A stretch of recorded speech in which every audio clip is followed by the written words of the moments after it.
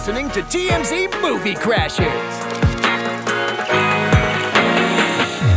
Welcome back to TMZ Movie Crashers. I'm your host, Paige from toofab. And I'm Chantal from TMZ Social Team. So as you guys can tell, Fabian is not here. He's going to be out for a while, and Chantal is filling in. And I'm so happy to have you here. Thank you so much. Of course, I'm so excited to do this. It's going to be some girls' time. Broadcast was like, maybe you can change the background to pink. I mean, I'd be very down. Yeah, I know. Like Fabian maybe might not. Sorry. But... Yeah, we might change everything to pink and like start having like, like girly drinks and stuff like that. But maybe we'll chew on it. We'll chew on it. All right. So per usual, a lot of movie news this week. We're going to start off with the things that we're not going to be talking about. We're just going to do some quick mentions. There was a lot of quick mentions, but we're just going to get into it right here. So Joe Russo says Disney's live-action Hercules will be more experimental and inspired by TikTok.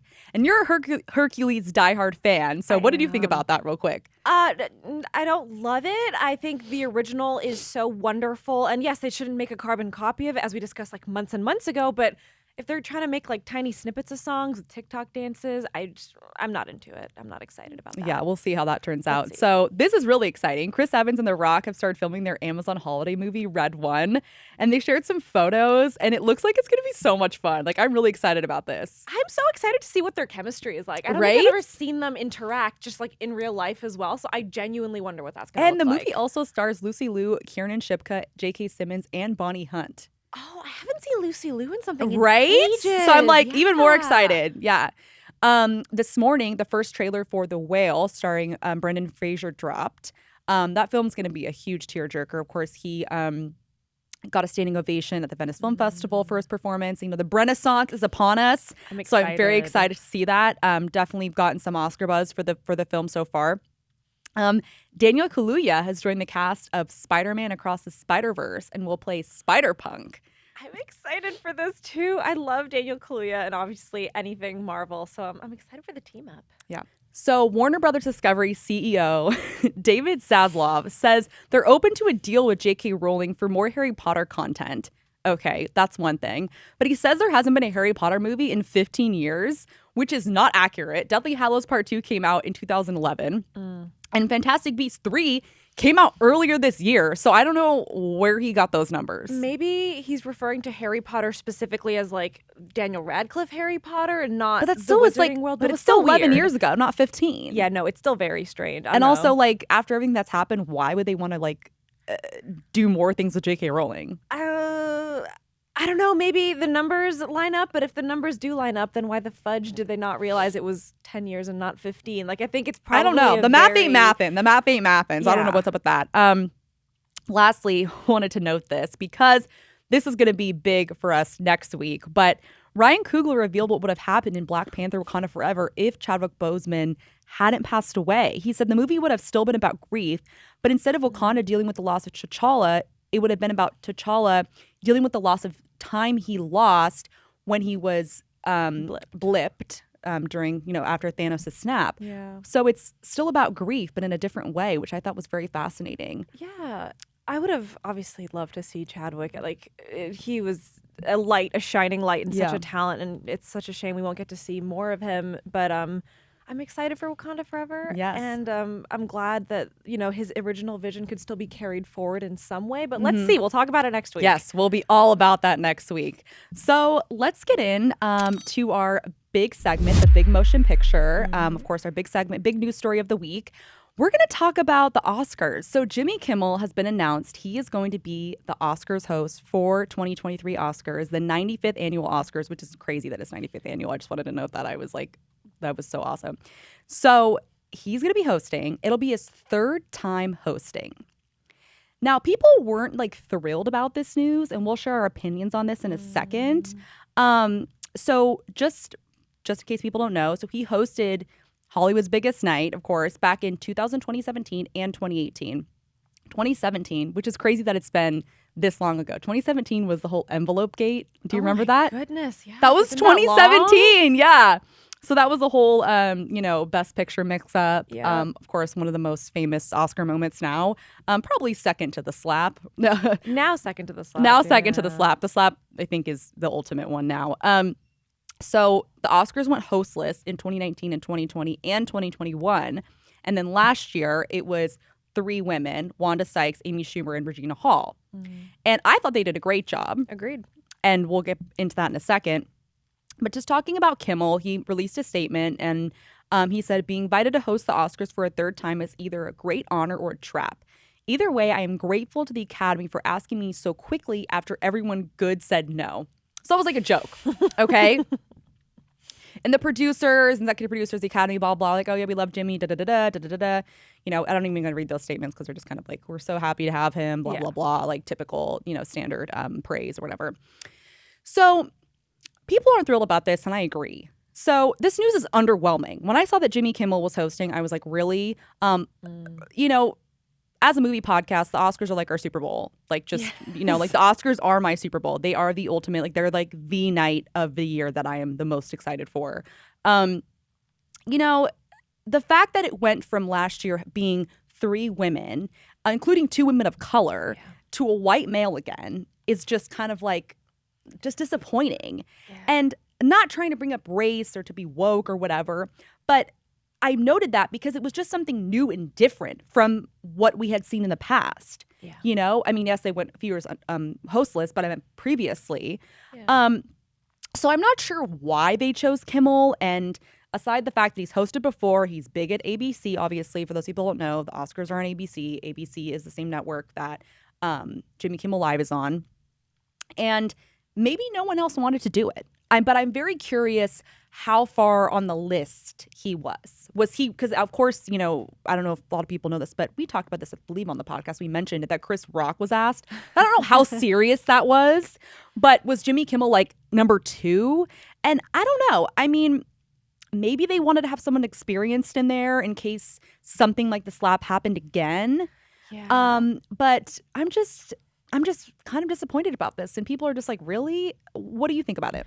I think, like, I mean, I don't have strong feelings about him. I'm very like, yeah, he'll do a good job. But like, it's very underwhelming. And one of the quotes as well was that we're excited for Jimmy to bring a fresh perspective. And as you said, like, this would be his 3rd time hosting. Like, and maybe that's to his credit. Like, he has experience, as you said, if something goes wrong after the kind of chaos of the last few years.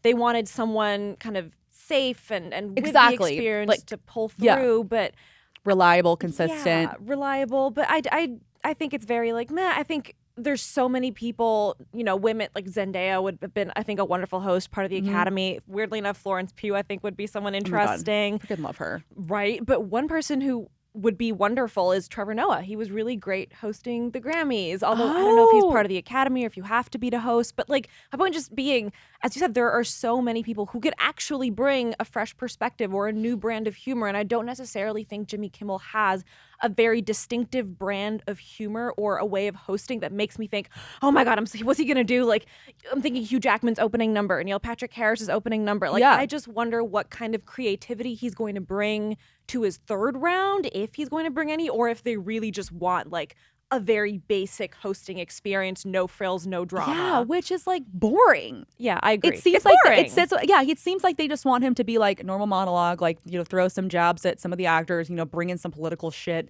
and then like go on with the day. But like, I feel like after last year, yes, the slap was, you know, violence is never the answer. It was horrible. It was big for the Oscars and for ratings and for all this stuff. You'd think they want to keep the momentum going, you know, in a more positive manner, of course. But like, why? Like, it's a step back. It's like boring. Like, you know, you want to like just get on that momentum and keep going and bring someone really awesome in to keep that energy flowing. I think probably it was reactionary to that energy. It was like a pullback of, you know, let's be more. See, that's what I think too. Like, let's just play it safe. And to his credit, I know that his reaction to the Quinta Brunson backlash, you know, when he famously stole her I was going to note that. Exactly. As like, you know, he kind of lay on stage and people said he stole her moment when she was a lot of people are not, first didn't mean to interrupt you, but a lot of people aren't thrilled with him still because of that. And so I like, that's, you know, another reason, like, putting a bad taste in people's mouths for like award shows. Of course, it was a different award show, but like still people are kind of like, that's the kind of bit you did.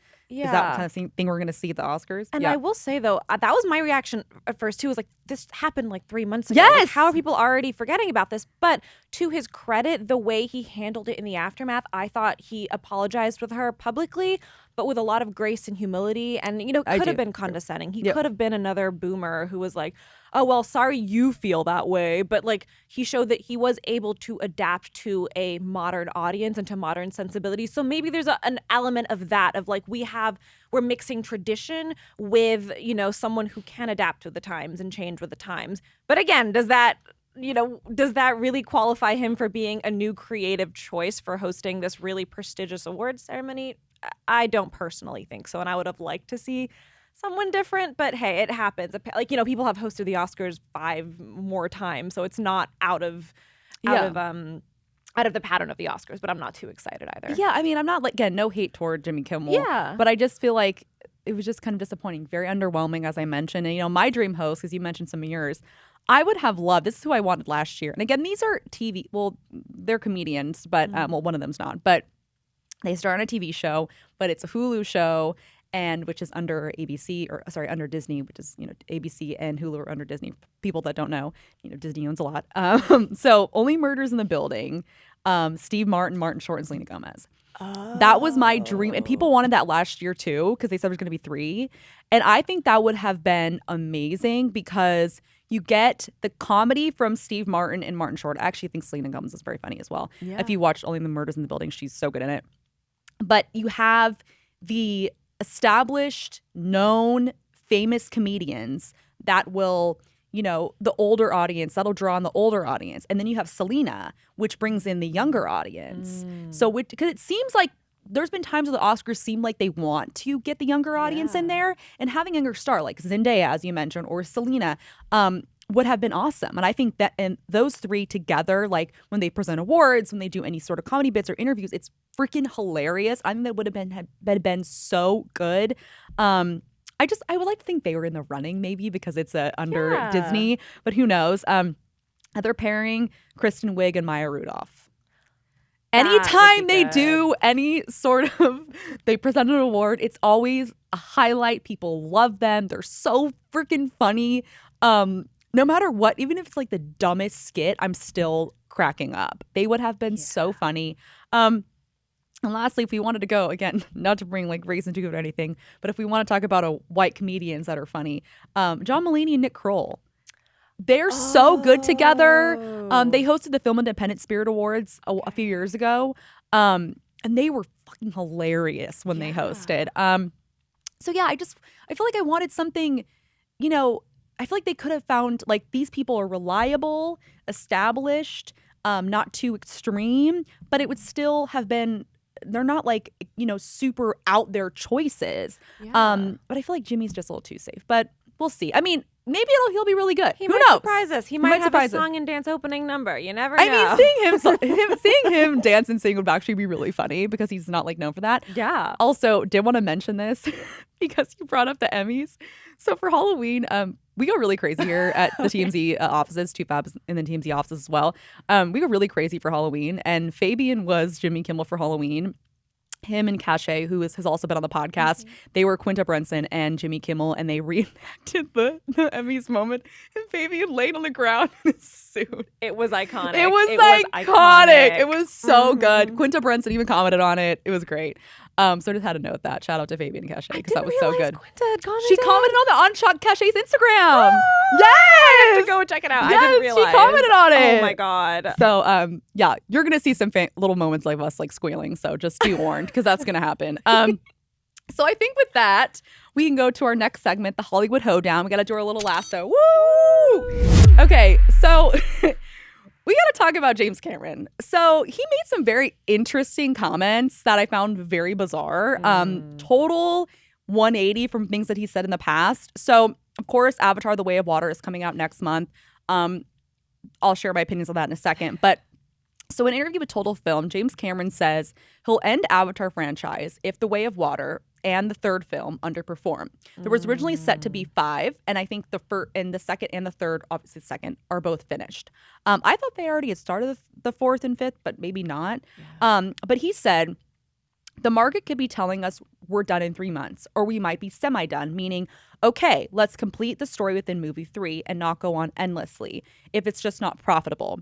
We're in a different world now than when we were when I wrote this stuff even. It's a 1-2 punch, the pandemic and streaming, or conversely, maybe we'll remind people what going to the theater is all about. This film definitely does that, speaking about The Way of Water, I'm assuming. And then the last part of the quote is really what stuck with me. He says, the question is, how many people give a shit now?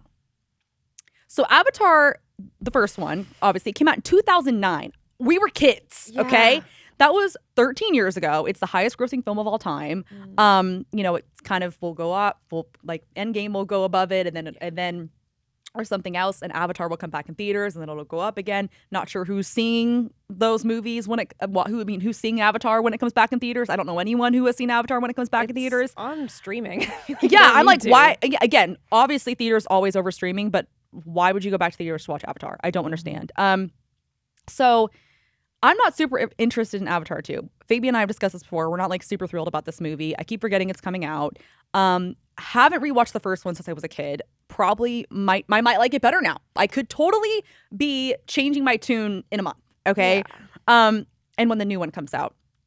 But this comments were so weird. I'm not sure why he spent so much time on his high horse. Not to like bash James Cameron, but spent so much time on his high horse talking about his $1 billion budget movie franchise. And now suddenly he's like, not sure if people give a shit anymore.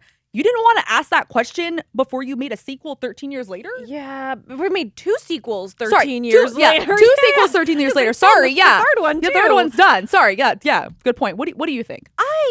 So actually, I didn't watch it in 2009. It was just really overwhelming. I wasn't into that kind of film as a kid. I wasn't either, to be honest. It was just the reason, I remember though, the reason it was so striking and the reason so many people went to watch it was because its visual effects were really mind-blowing. Exactly. We're so different. We have come a long way in 13 years. Like seeing blue people isn't as exciting as it was then. And weirdly enough, and this might just have been the trailer, but like the blue people, like the Na'vi, the way they were rendered, or I don't know what the term is, they look not as high definition as they did interesting. I didn't think about that. That might also just have been a trailer thing, but I don't know if you know the whole She-Hulk conversation about like She-Hulk, her CGI seemed very primary, like very I'm forgetting the word, but she looked fake. She didn't look, it wasn't up to the standard of the usual CGI that Marvel and other films, action films have been up to in the last few years. And I'm a little bit worried that that's what the trade looks like for the second Avatar film, The Way of Water, right? Yeah.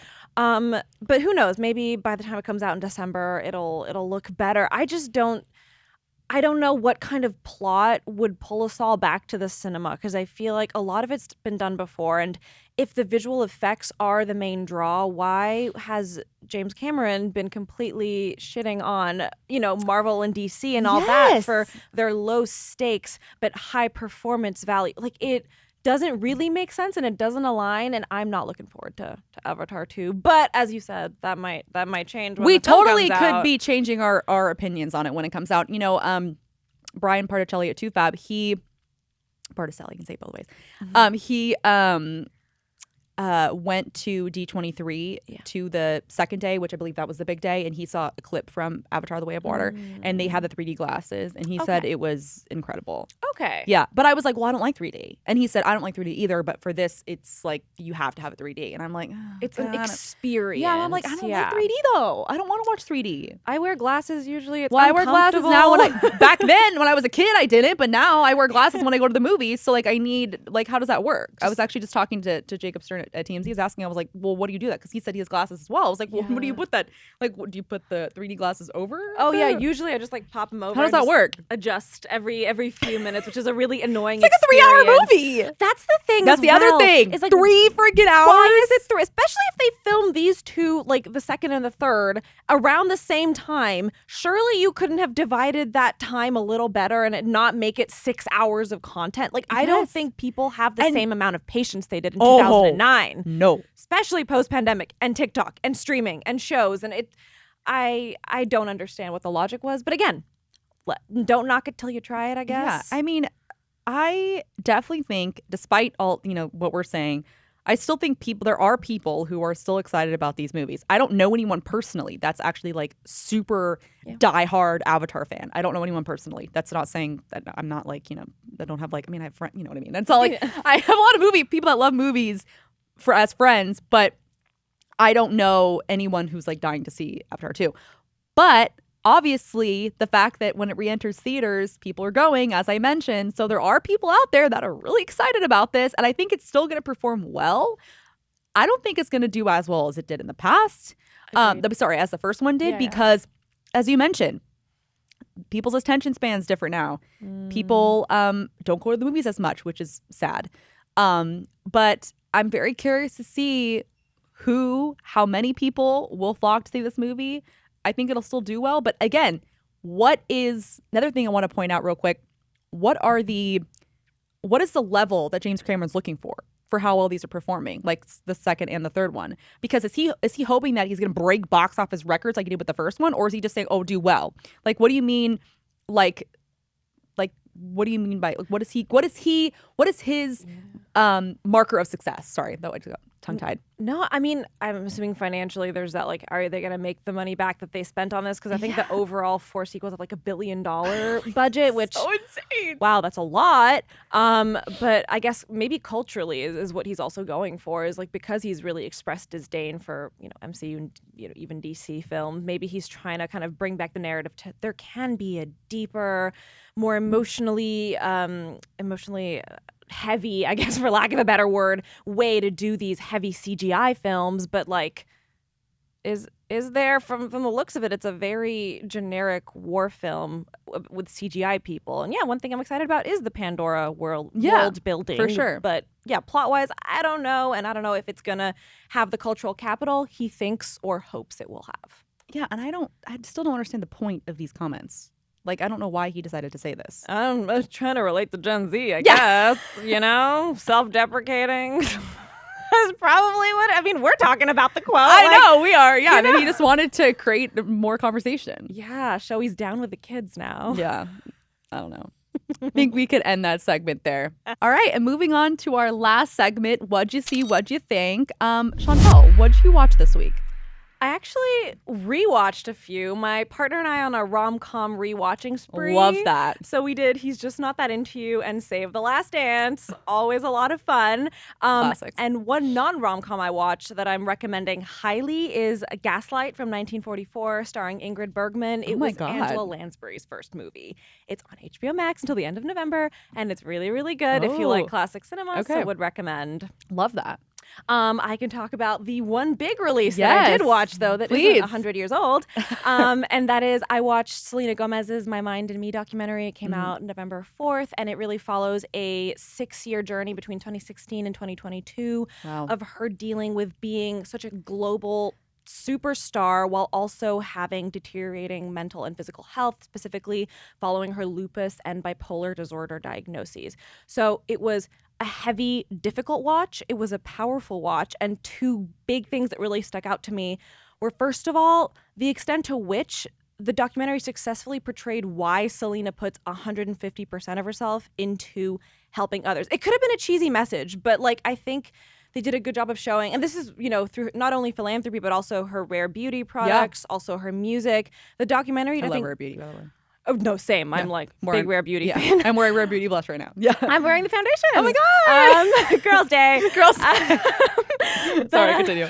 We interrupt ourselves there. Yeah. But yes, it could have been a cheesy message, but I think they did a good job of portraying the complexities of her as a person and her life and her relationships with those around her, and showing why over this 6-year journey that is really emotionally and physically taxing for her, why she is who she is today, and why all the products she puts out have this purpose of standing for something that is larger than herself. So, and it's a very broad message, and could have come across, I think, as another celebrity being like, oh, I like to help people. But I genuinely understood why that was, and why it wasn't all just it wasn't at all performative. There was reasons behind everything she did. So that was really interesting. And the second thing I noted was she did not hold back. It was not a filtered version, Disney Channel. Really raw. Very raw. It wasn't America's sweetheart Selena Gomez. She really did not shy away from showing the parts of herself that weren't as easily digestible. And, the relationships she had with her friends and family that maybe weren't as idealistic as they seem on her social media. So I thought it was really brave of them all to do that. And considering the social media backlash to some aspects of this documentary, it's a bravery that's going to have to continue, as they weather the storm of this initial release. And on that social media note, I was on My Mind and Me TikTok before watching the film. And there was, I don't know if you've seen this, but there's a lot of criticisms following the release of Selena's friends, and one who's in the documentary, one who's not. People saying Raquel Stevens is a bad friend, is judgmental, isn't supportive, just wants to be there for the cameras. I saw that stuff. I haven't watched it yet, but I saw that people were saying like Selena's friends are not her friends. Yeah. And you know what? I got the complete opposite vibe. Really? I thought Raquel was a very grounding and comforting presence. She is one of the only, because Selena is constantly surrounded by people.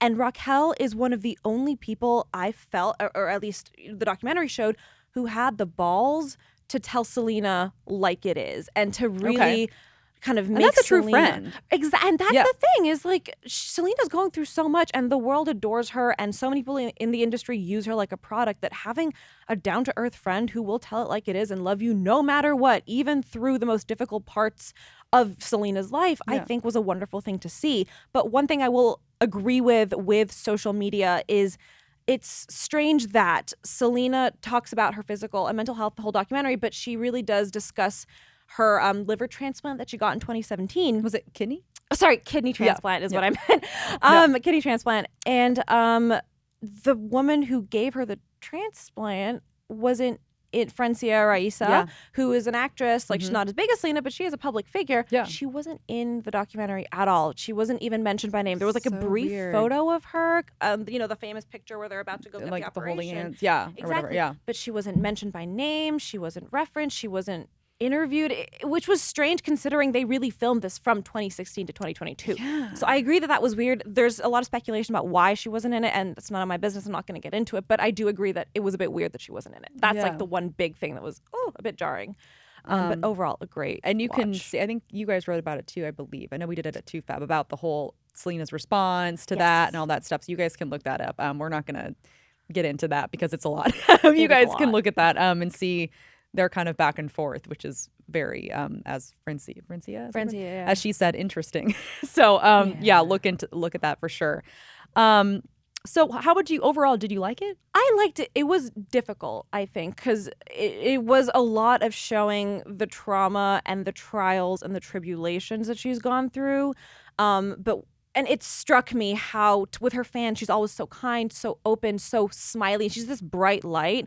And the moment it switches to like being behind closed doors, how dark her life truly was and how dark her mind was. And, in 2016, she was this like amazing standard of beauty and, youthful femininity that I looked up to a lot. Yeah. So it was interesting to see how behind those doors it was a very different story. So I think it was I liked it in that it was a powerful thing to watch and opened the doors to a completely different side of this really complicated human being with a complicated life. But it's heavy, and I think trigger warnings that they have at the beginning should be heeded because it's a tough watch. Wow. All right, well, I'll have to check it out. I watched very different movies. So I watched several movies this week. Every Christmas season, holiday season, I rewatch The Holiday, and I watch it like 3 times. Nancy Meyers movie, one of my faves. Watch it every year, so I watched that. I watched movie Before Sunrise for the first time, which is phenomenal. I love that trilogy. It's so good, and I can't wait to watch the other 2. I have never seen it, and I was like, oh, I'm obsessed. And I also attended a screening of Bones and All. And as you guys know, I'm a huge Timothée Chalamet fan. I love Luca Guadagnino. So I will be waiting to share my thoughts, holding off on sharing my thoughts until the movie comes out. Because I might watch it again, but I don't know if I can stomach it again. And I mean that literally. I will hold off on my thoughts on that. So what I am going to chat about is I watched Weird, the Al Yankovic Story, the Weird Al parody biopic starring Daniel Radcliffe as Weird Al. So let me just read what the actual synopsis is because it's kind of ridiculous and it kind of sets what I'm going to say. So it says, the unexaggerated true story about the greatest musician of our time. From a conventional upbringing where playing the accordion was a sin, Weird Al Yankovic rebels and makes his dream of changing the words to renowned songs come true. An instant success and sex symbol, Al lives an excessive lifestyle and pursues an infamous romance that nearly destroys him. So that literally is what... The reason I'm mentioning the synopsis and reading it word for word is because it's literally what it's about. The entire movie, it's probably like 90% fictional. Yeah. Like, it is so ridiculous and so stupid that it works. It is absolutely hilarious. It's so funny. It's literally one giant parody. And when I say that it's fictional, like, here's a couple things. So Weird Al was in a relationship with Madonna. Obviously didn't happen. Okay. He killed Pablo Escobar. I'm crying. Obviously didn't happen. He died after drinking and driving. Weird Al is, I believe doesn't drink or curse. He almost dies after drinking and driving. He wrote the song Beat It by Michael Jackson. And Michael Jackson parodied Beat It.